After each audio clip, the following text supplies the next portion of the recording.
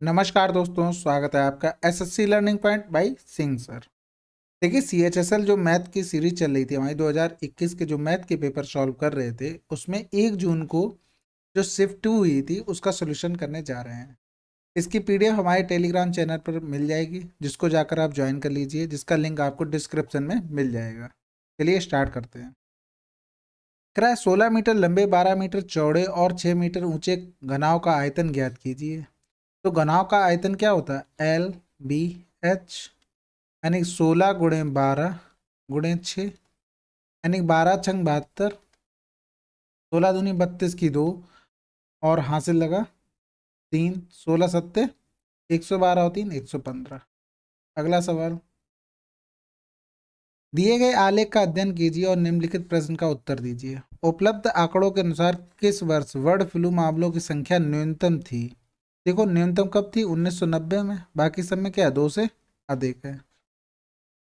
अगला सवाल, एक शहर की जनसंख्या में वार्षिक रूप से 10% की वृद्धि होती है। यदि इसकी वर्तमान जनसंख्या 21,000 है तो 3 वर्षों में जनसंख्या कितनी हो जाएगी? देखो, वर्तमान 21,000 है और 10% की वृद्धि हो रही है, यानी कि 11/10 गुणे 11/10 गुणे 11/10। 3 जीरो तो कैंसिल आउट हो जाएंगे, तो 21 गुणे 1331। 21 एकम 21 हासिल लगा 2, 21 × 63 और 2 65 की 5। देखो, यूनिट डिजिट केवल एक ही में है।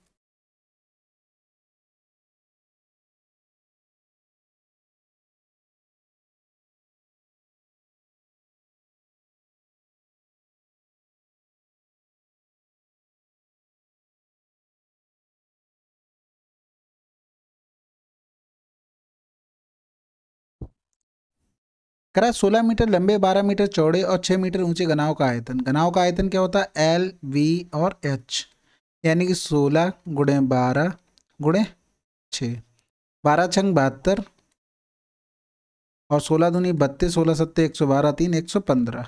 अगला सवाल कह रहा है कि उपलब्ध आंकड़ों के अनुसार किस वर्ष फ्लू के मामलों की संख्या न्यूनतम थी?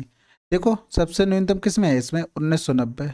सभी देखो 2 से ऊपर है, ये भी ऊपर है, ये भी ऊपर है, ये भी 2 से ऊपर है, ये भी। अगला सवाल, एक शहर की जनसंख्या वार्षिक रूप से 10% की वृद्धि होती है, तो यदि इसकी वर्तमान जनसंख्या 21,000 है, 3 वर्षों में जनसंख्या कितनी हो जाएगी? देखो, 21,000 है वर्तमान, 10% वृद्धि मतलब 110, यानी कि 11/10 गुणे 11/10 गुणे 11/10। 3 जीरो तो कट जाएंगे, तो 21 गुणे 1331। 21 एकम 21 हासिल लगा 2, 21 × 63 और 2 65 की 5। देखो, यूनिट डिजिट मिल रही है हमें ना, 51, तो 2795 वन आंसर हो जाएगा। अगला सवाल, एक ऐसे घनाव का आयतन ज्ञात करें जिसकी लंबाई उसकी चौड़ाई से दोगुनी अधिक है और उसकी चौड़ाई 8 सेंटीमीटर है, जो कि उसकी ऊंचाई से दोगुनी है। देखो, एल बी एच, हमें चौड़ाई दी गई 8, जो हाइट की क्या है? दोगुनी है, यानी कि हाइट कितनी रही होगी? 4, और लंबाई हमारी है वो चौड़ाई से दोगुनी अधिक है, यानी कि 8 दूनी 16, 8 6 14, यानी कि 24। यानी कि इसका क्या निकालना हमें? वॉल्यूम। वॉल्यूम क्या होता है? L into V into H, यानी कि 24 गुणे 8 और गुणे 4। 4 × 8 = 32 और 4 दूनी 8। यूनिट डिजिट क्या चाहिए? 8 चाहिए। देखो, फर्स्ट ऑप्शन में है, तो आंसर क्या हो गया? 768। अगला सवाल, 8 पुरुषों का औसत वजन 2 kg बढ़ जाता है जब उनमें से 90 kg वजन वाले एक पुरुष को दूसरे पुरुष से प्रतिस्थापित कर दिया जाता है। नए पुरुष का वजन, देखो, 90 kg वाले से प्रस्तापित किया गया, लेकिन 2 kg बढ़ रहा है, यानी कि जो आया होगा वो वजन ज़्यादा लेके आया। कितना ज़्यादा? एक पे 2 ज़्यादा आया, तो 8 लोगों पे 16 ज़्यादा लाया होगा, यानी कि 106 kg का रहा होगा।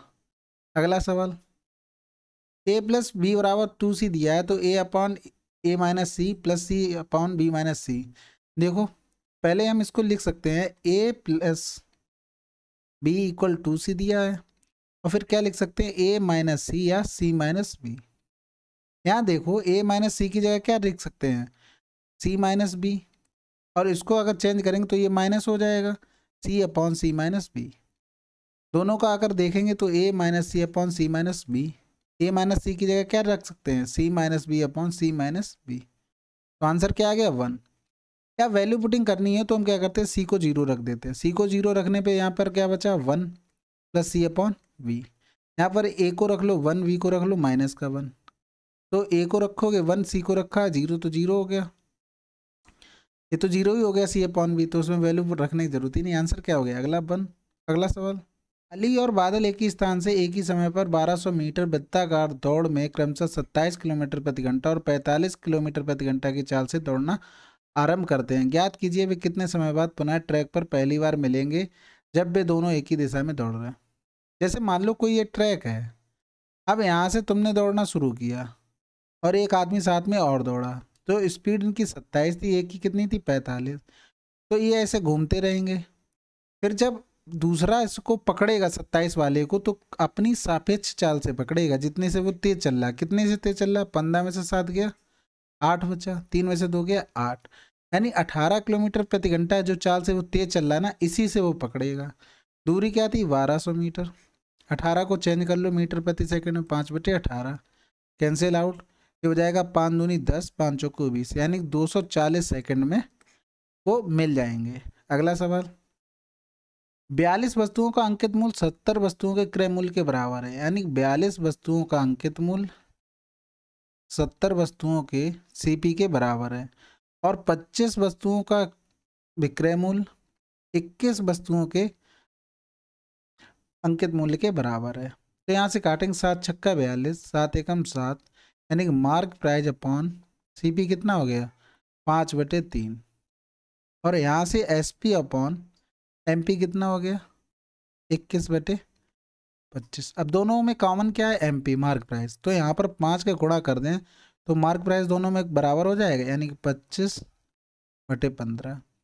तो पूछ रहा है प्रत्येक वस्तु बिक्री से लाभ या हानि प्रतिशत क्या है। देखो 15 की चीज़ खरीद रहे हैं, बेच कितने के रहे 21 की, लाभ कितना ले रहे हैं 6 रुपये का, कितने पे 15 पे, गुणे से 2 तियाँ 6, 2 तियाँ 6, 2 सत्ते 14, 2 पंजे 10, 25 तियाँ 75, 25 चौकू 100, यानी कितना गया 40% लाभ।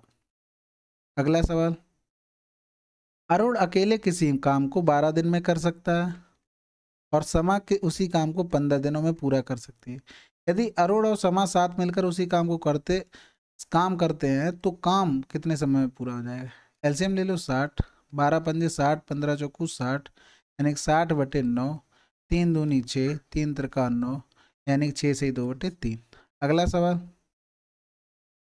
किस खनिज के उत्पादन में दिए गए वर्षों में लगातार वृद्धि हुई है। तो लगातार वृद्धि देखो किस में हुई है, 62 से 94, फिर 98, फिर 96, कम हो गया नहीं हुई है, 9 3 12, 3 15 और 26 28, इसी में वृद्धि हुई है। अगला सवाल, ये हमको दिया हुआ है और इसी के बेस पे ये निकालना है। देखो ये फार्मूला बेस्ड क्वेश्चन है, ये एक फार्मूला होता है ट्रिगो में और उस पर ये निकालना है। अब हो सकता है ये आगे ना दिया जाए, फार्मूला तो आपको लिख के नहीं देना था, लेकिन ये वो उसे मान निकालना पड़ता। तो देखो cos A cos B दिया है, ए बी, यहाँ तो 2 तो दिया नहीं, तो ये वाला 2 है तो ये डिवाइड में 2 आ जाएगा। cos A प्लस बी यानी 75 + 15 90, cos 90 की value 0, cos A minus B यानी cos 60 की वैल्यू 1/2 बटे में 2, तो आंसर क्या हो गया 1/4। अगला सवाल, किसी वस्तु पर एक सेल ऑफर में महेश को अंकित मूल्य के उस हिस्से पर 24% की छूट की पेशकश की गई जिसका भुगतान नकद में किया जाना था, लेकिन क्रेडिट कार्ड से भुगतान किए गए अंकित मूल्य के हिस्से पर 1.5% का शुल्क लगाया गया। यदि महेश ने अंकित मूल्य का 40% नकद, देखो अंकित मूल्य माना 100, उसका 40% नकद दिया और शेष क्रेडिट कार्ड से 60 किया क्रेडिट कार्ड से, तो कह रहा है अंकित मूल्य के उस हिस्से पर 24% की छूट की पेशकश की जो वो नगद देता है, यानी कि 40 पर उसने छूट कितनी 24%, यानी कितने की चीज़ रही होगी 76% की, यानी कि 4 छंग 24 और वहाँ से लगा 2, 4 सत्ते 28 और 2 30, इतने तो उसने नगद लिए और 60% पे क्या कर रहा है 1.5% का शुल्क भी लगा रहा है, यानी कि प्लस 60 का 1.5%, तो 15 छक्का 90, 90 यानी कि 0.9, ठीक है 0 से 0 कट जाएगा, 15 छक्का 90 आएगा तो ये वाला पॉइंट हट जाएगा यानी 0.9 आ जाए, यानी कि जो चीज़ ये रही है तो 60.9 यहाँ पे करने पड़े, टोटल पे कितने की है 30.4 प्लस 60.9, 9×4 = 13, 3 हासिल लगा 1, 6×3 = 9, 91.3 की है। और कुल अंतिम भुगतान कितना था 6391, यानी कि 91.3 की वैल्यू 6391 है और 100 की वैल्यू हमें निकालनी है, यानी 6391 अपॉन 913 मल्टीप्लाई 100 मल्टीप्लाई 10, पॉइंट हटाया 0 ऊपर। देखो 7 से ये पूरा पूरा कट जाएगा, 7 या 21, 7 एकम 7 दोनों हाँ कट जाएगा, तो आंसर क्या आ गया 7000। अगला सवाल, प्रिया अपनी कार से 21 किलोमीटर प्रति घंटा की चाल से एक निश्चित दूरी तय करती है और 17 किलोमीटर की चाल से उसी रास्ते वापस आती है। इस पूरी यात्रा के दौरान औसत चाल, देखो एवरेज स्पीड का फार्मूला क्या होता है अगर डिस्टेंस सेम है, तो S1 into S2 upon S1 plus S2, तो कितना हो गया 2 × 21 × 17 और 17 21 7 1 8 2 1 3, ये हो जाएगा 19 और 7 17 एकम 17 हासिल लगा 1, 17 दूनी 34 1 35, 19 एकम 19 बचा कितना 16 और 19 19 अट्ठे 152, 152 करेंगे तो बचा कितना 15, तो 15/19 किलोमीटर प्रति घंटा। अगला सवाल, उस त्रिभुज का क्षेत्रफल क्या होगा जिसका परिमाप 36 सेंटीमीटर और दो भुजाओं की लंबाई 17 और 9 है। तो देखो देखो परिमाप इतना है 17 + 9, तीसरी भुजा में नहीं पता है, यानी x = 9 7 16 हो गया 26, यानी x = 10। तो अब फार्मूला में क्या पता है, हीरोज फार्मूला होता है एरिया का √S S-A S-B और S-C, जहाँ S बराबर क्या होता है A + B + C/2, जो कि क्या है S = 18, यानी कि अब इसमें रखेंगे 18, 18 - 17 1 हो जाएगा, और 18 में से 9 गया 9 हो जाएगा, 18 में से 10 गया 8 गया, 18 8 144 होता है, यानी कि ये 12 12 आ जाएगा 3 आ जाएगा, यानी कि 36 सेंटीमीटर स्क्वायर। अगला सवाल, एक मोटरसाइकिल 25 किलोमीटर प्रति घंटा की चाल से 50 किलोमीटर की दूरी तय करती है। अगले 50 किलोमीटर की यात्रा के लिए मोटरसाइकिल की चाल ज्ञात करें ताकि पूरी यात्रा की औसत चाल 30 किलोमीटर प्रति घंटा हो जाए। देखो डिस्टेंस क्या होगी सेम होगी, तो फार्मूला क्या होगा 2S1 × S2 upon S1 plus S2 equal क्या हो जाएगा 30। तो 2S1 कितनी होगी तुम्हारी 25 गुणे S2 अपॉन S1 कितना है 25 प्लस S2 = 30।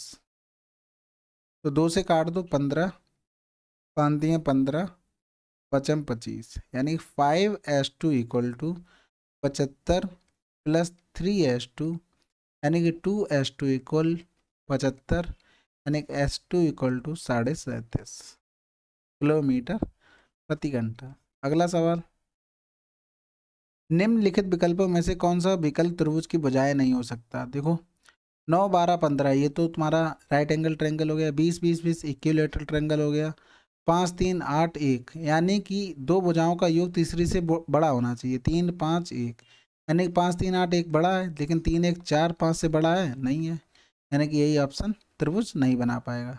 और 3 4 5 ये तो पता ही है राइट एंगल ट्रायंगल। अगला सवाल, माधुरी अपने वेतन का 80% और सुषमा अपने वेतन का 95% व्यय करती है, लेकिन दोनों की बचत समान है। देखो माधुरी की इनकम थी हम मान लेते हैं M1, तो माधुरी ने 80% खर्च कर दिया, बची कितनी 20%। और सुषमा की हम मान लेते हैं इनकम S1 थी, तो सुषमा ने 95% खर्च कर लिया, बचत कितनी की 5%।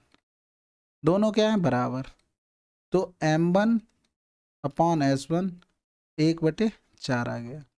यदि दोनों की आय का योग इतना है तो 5 की वैल्यू कितनी है 10,000, तो सुषमा की आय कितनी होगी, यानी 4 की वैल्यू 8,000 रुपये सुषमा की आय होगी। अगला सवाल, x = -2 के संदर्भ में इसका प्रसार करें। देखो इसका प्रसार किया होगा तो ये सारी वैल्यू दी गई है मैं ऑप्शन में, तो कहीं न कहीं इन्हीं सबसे ये वैल्यू बनी होगी, तो हम क्या करते हैं ऑप्शन चेक करते हैं। x + 2 का होल स्क्वायर क्या होता है x² + 4 + 2 दूनी 4x माइनस का 2x माइनस का 4 प्लस का 3, तो 4 में से 2 गया 2x, 4 से 4 कैंसिल आउट, और यहाँ क्या हो गया x² + 2x + 3, यही हमारा आंसर हो गया। नहीं होता हम दूसरा चेक कर लेते, तीसरा चेक कर लेते, चौथा चेक कर लेते, बहुत जल्दी हो जाता कि या फिर तो इसमें कैलकुलस लगाओ, ये कैलकुलस का सवाल है, यानी डिफ्रेंशिएट करते रहो, 2x आएगा, फिर 2 आएगा, 3 आएगा, ये करना कोई बेटर नहीं है। इससे बढ़िया हम ऑप्शन चेक कर लें। अगला सवाल, एक्स की पावर 4 प्लस 1 अपॉन एक्स की पावर 4 बराबर ये दिया हुआ है, यानी कि एक्स की power 4 plus 1 upon x power 4 plus 2 equal 324 कर सकते हैं। ये क्या हो गया, x square plus 1 upon x square बराबर 18 18 हम 324। अब इधर दोनों में माइनस कर दो, क्योंकि यहाँ माइनस चाहिए तो एक्स माइनस 1 अपॉन एक्स की वैल्यू भी चाहिए। तो एक्स माइनस 1 अपॉन एक्स बराबर कितना हो गया, 4। अब यहाँ से रख देंगे, इसकी वैल्यू क्या आ गई, 4।